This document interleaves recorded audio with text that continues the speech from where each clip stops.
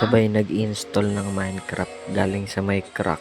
Ha? Basta, galing yan sa may website na illegal. So, Minecraft na crack. Pero bagong version yan. At syempre, sinabayan ko na rin ng pagre-record, Oras diba? na. So, ginawan ko yan ng episode, Minecraft episode sa may YouTube.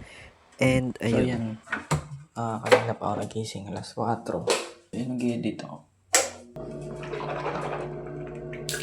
Kape. Yo, what's up man? So, maliligo na ako dahil lalabas ako. Kasi may nakita akong pizza dito. Pizza ng Shakey's man. Sarap. Sakto di pa ako makain.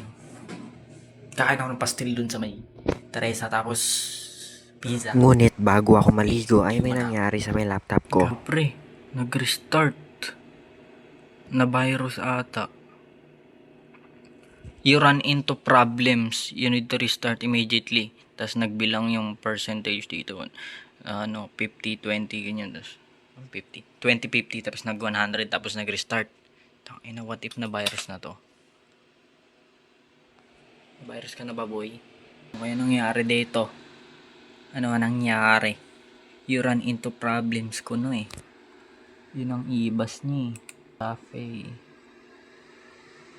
Sabi kasi nito nung mga nakaraang your trial is over. You'll be so you cover a little longer by now where protection ends. Trial ended 16 days ago. Antivirus. Advanced firewalls. Anyways, since hindi naman ako techie, ay kumain na lang ako sa may labas. Matapos kong kumain, ay bumili na ako ng oil. So yun, bumili na ako ng oil dyan sa may nagtahan. Basta dyan sa may Shell. So nagbabike ako ngayon. Wala eh. Sira yung gulong ng motor eh. Yun lang. After kong magpaka-shot kanina, tumae ako sa bahay. Tapos punta na ako dito sa may Shell. Yun lang. So yun lang. Meron ng gulong man. Hey. So may oil na din ako. I-change oil muna ako sa bahay. So yun, swertehan lang kasi may nahanap akong bukas na bilihan ng gulong. Doon yan sa may Sampalok. Basta doon sa may bilihan ng gulong, merong gulong. Tapos sumumura din ang benta nila doon. Parang SRP lang, walang patong. Tsaka lang nila yung papatungan kapag doon ka magpapakabit.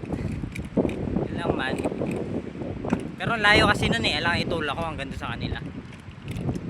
So dito lang ako sa may malapit na vulcanizing. Ito nga, titignan ko kung bukas o hindi. Ay gago, sarado. Ay ko. Aray mo boy. Hahanap pa ako ng tawag doon, pa-vulcanizing. Saan ba meron? Man, dito na ako sa bahay. At ayun, mag-change oil na ako ng motor. Tapos kanina kasi galing ako dun sa may dumaan ako dun sa may vulcanizing shop. Tinignan ko kung bukas yung dun sa may sa may mga hotel, dun sa may baba ng hotel. So yun, bukas naman dun, kaya dun ako pupunta. And ngayon, magpapalit ako ng oil. Papalit ako ng oil na motor. So, yeah. Meron tayong imbodo. Tapos ito lalagyan na ng oil mamaya. Yung i-dispose na. Ito, oil pan. Yan. Papalit na din ako ng filter ulit para bago-bago lahat. Pugulong, bago filter. So, genuine nga pala to. Yeah. Bagong oil na dalawa. Yan. So, ito nga pala yung ng atsara dun sa may taas. Pero matagal na tong hindi ginagamit. Tapos itong may linya dito. Yan may ball pen. Diyan yung 300 ml. So, may pasobra yan onte Yan So, dito yung extra 300 ml kasi wala pa akong baso na merong sukatan ng mga kung ilang ml eh. So, yun lang. Tapos, ito yung gulong. Itutulak ko na lang yung motor papunta doon kasi hindi naman sobrang layo pero nakapagod yun itulak. Pero no choice naman eh. Sarado kasi doon sa may tinignan ko kanina. So ito yung gulong. Long ride.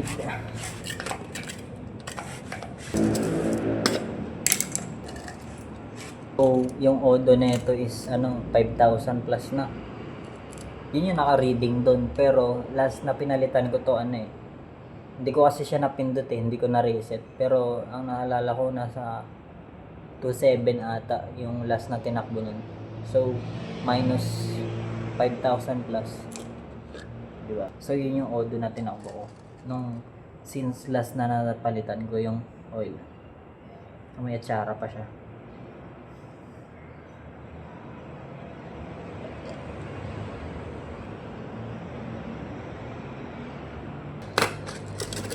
So yeah.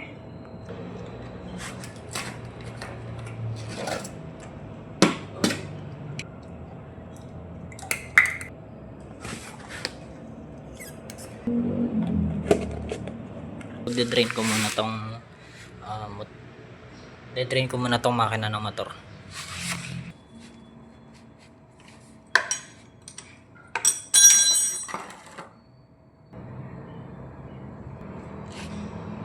Ang itim niya na, tsaka para siyang tubig. So ayun man, dumating na yung gulong na in-order ni Marie, yung Pirelli Diablo Rosso. Nandito naman. So dalawa na yung gulong ko, isang itong Diablo Rosso 110, tapos yung isa 100. Ayos. So harap tapos likod, bit ko yung dalawang yan. Ito yung gulong sa harap na stock pa to pero yun makakapal-kapal pa yung threads niya kasi kita pa yung yung threads na isa. Kita pa yung threads niya ito yung maliliit na threads pero kita pa so makapal-kapal pa siya, pero papalitan ko na yan ng 100 na quick tire. With yun sa butas ata to. Butas ata tong pan. So sasalin ko muna tong used oil dito sa may empty na basyo.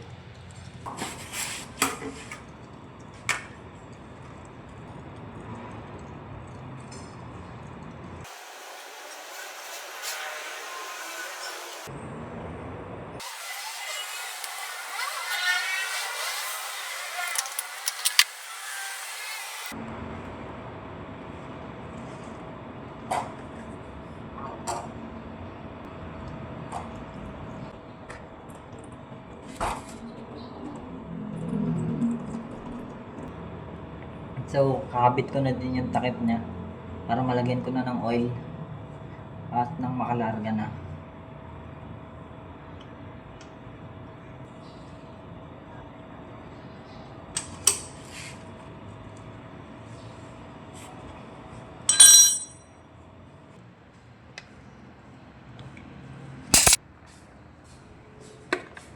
So, ito ang filter.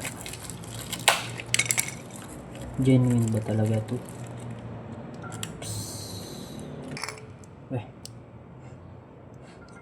Di nga. Sa oil.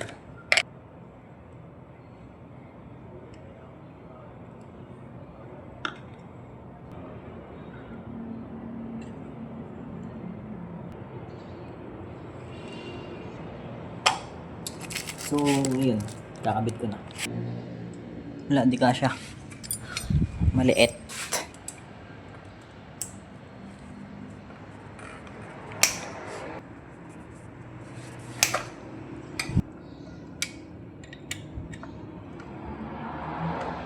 The moment of truth. Papalitan ka na rin. So, ito ang luma. Yan. Yung o-ring, kailangan yan ibalik dun. Kasi, di pa ako nakabili ng o-ring na bago. Mas maganda kung papalitan nyo to lagi. Kada palit nyo din ng oil filter. So, punasan lang natin yan. So, yan. Ito na ang ating oil filter na bago. Yeah. Tapos balik nyo lang to. Punasan nyo muna to. Yan, punasan nyo ang yan, paligid nya.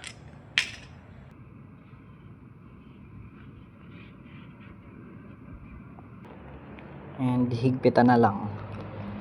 So ngayon ito naman ang oil.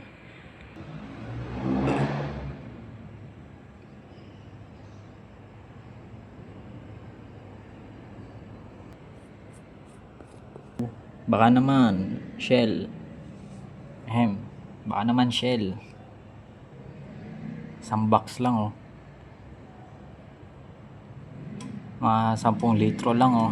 Shell. Baka naman. Punasan lang. Yan yung oil cup nya.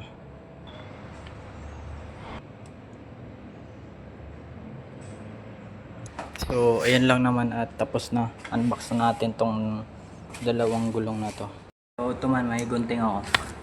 Para makita natin kung Pirelli Diablo Rosso ba talaga o mamaya, ano lang to, mga beast tire. Diba? Diablo Rosso SC 110 by 70 yata ito eh.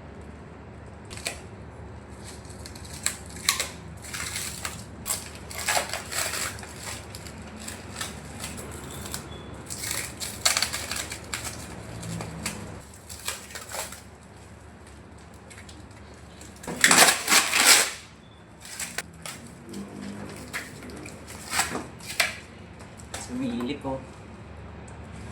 Sumilip siya man.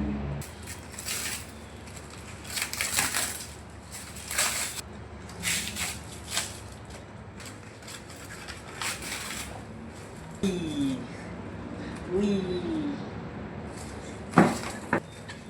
So guys, galing pa tong Mindanao kasi wala silang shop dito sa Manila. Sila sa Mindanao. Galing din naman tong Manila. Kasi dito binagsak yun. Na yun. Bumalik lang dito sa Tarlac ng Manila.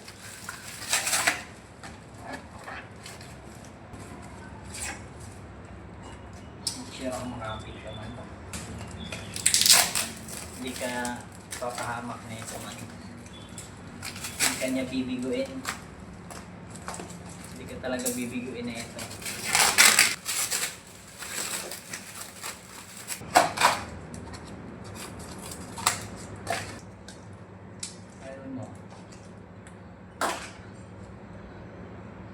So ito merong libreng tire sealant.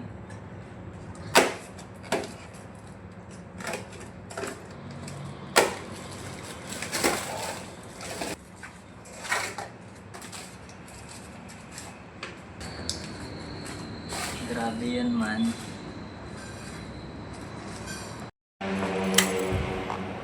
Let's go man. This is so peak man. So, itong 100 by 80 by 17, parang mas malapad pa siya. Pero ito kasing Pirelli, 70 lang siya. 110, 70. So, parang medyo pa donut yung shape niya. Medyo pa ganun. Tapos ito, medyo palapad talaga. Parang design niya talaga siya panlikod eh. Pero hindi, sakto lang yan mamaya. Try natin sa harap. Pag di siya magkasya, pagkasyain natin, ipilit natin. So, start. Bagong oil tapos bagong gulong. Yun ang masarap man. I was at a peak. So very peak yun sa mga magandang nangyayari sa mga lalaki yun. Yung bagong oil tapos bagong gulong. Tapos mamaya magpo-full tank. Uy, sarap. Sana nga ganun. Kaso walang pera pang full tank. Kukulangin ng pera. So yo man, hindi na naglalakad. Nakaantar naman yung motor, primera lang. Pero hindi ko na sinakyan katulad ng dati. Kasi baka lalong masira. Sira na nga, mamaya masira pa lalo yung rim. May gas-gas na ngayon sa loob eh. Dahil sa tangin ng drill bit yun.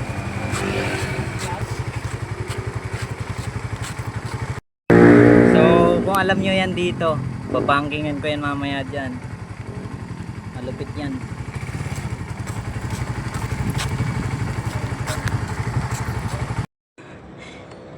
Kapoy man.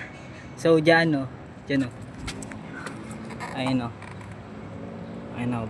Babangkingan ko yan dyan man. Kurbada yan eh. Oh. Kapagod ba? Ang init pa oh. Ang init. So dito ako sa ano. Vulcanizing. Ayan man. Vulcanizing man. Ayan. Kung makikita nyo man. Butas na. Bale. Okay lang yan. May ito naman tayo eh. Pirelli Racing. Tapos 100 yung harap. Palit na 2 gulong. Sabay ano, banking dun mamaya.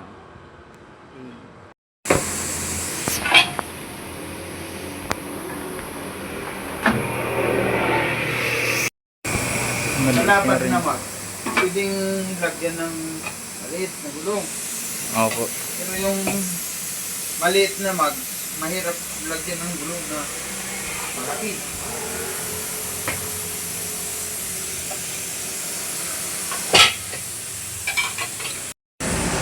Naka-donut. Kahit ang diskarte mo. Wala eh.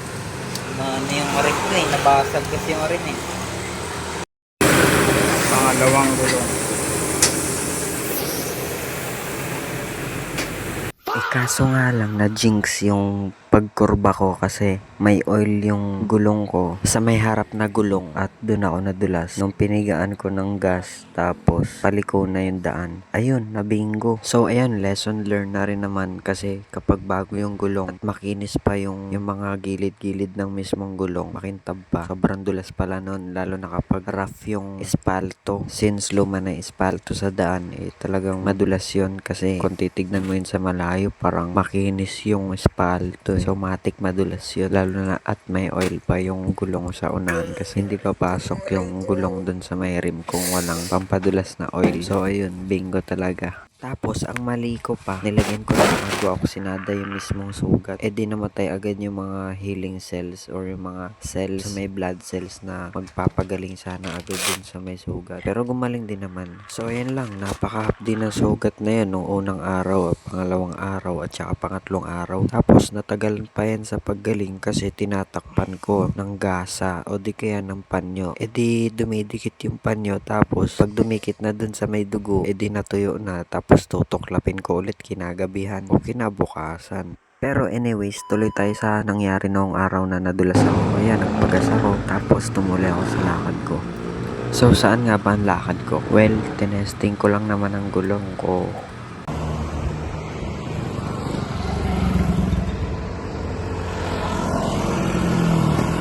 So, kasama ko sila Justin at saka si kuya niya. Doon lang kami sa may Marilaki, sa may Manukan. Tumambay lang. Tapos kumain pa ako doon ng noodles na para bang walang nangyari. Tsaka nag-armor na ako para make sure na hindi madagdagan yung gasgas. Matapos ay dumiretso na kami kila Justin. Tumoma kami. Pero sa lasing na kayo maligate. Ayan pala, hindi na kailangan ng laptop. Magkanta kayo, kayo magkano ang ingay ha. Pwede ba yun? Karaoke. Dalasing na ito, papakitin ko na ito sa taas. Tatay.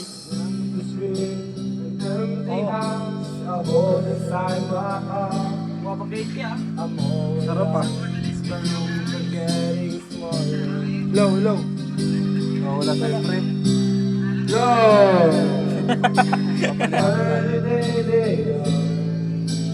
Ano na, Big? Sa'yo na.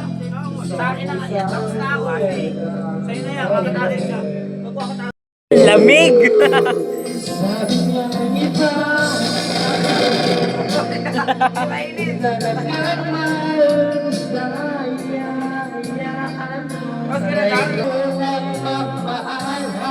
Yamats na. Matapos ng gabi na yon, nung madaling araw na, nagsuka na ako sa kwarto ni Justin. Nagkalat ako dun. Tapos inuwi ko yung sinukahan ko. Tapos kinabukasan ko na yun binalik. Yo, what's up? April 4, 2026. Ito, nilalabhan ko yung nasukahan kong bedsheet ni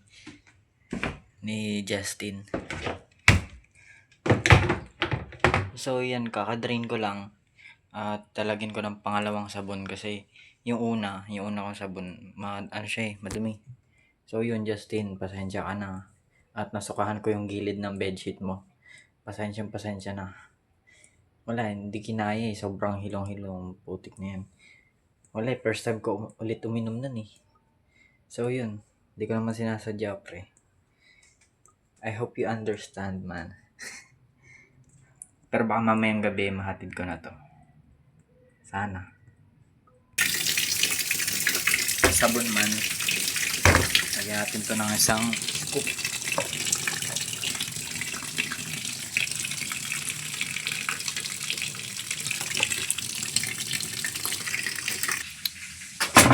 So, ayun lang naman. Actually, wala na akong pera ngayon kasi pinambayad ko sa may utang ko sa may tala. Ewan ko paano ko yun papa-dryer. Kasi kailangan nga dapat kahapon ko pa yun hinatid eh. Or nahatid dapat. Pero wala. Kasi nagbiyahe kami ni Marie sa may Cavite. Maragondon, Cavite. Sa may Kaibiyang Tunnel. Doon sa may mga unggoy. So yan, nag-joyride lang kami. At yeah, kasi marami akong utang sa kanya. Utang sa time, utang sa alam niyo yun, boyfriend things. So yun lang naman.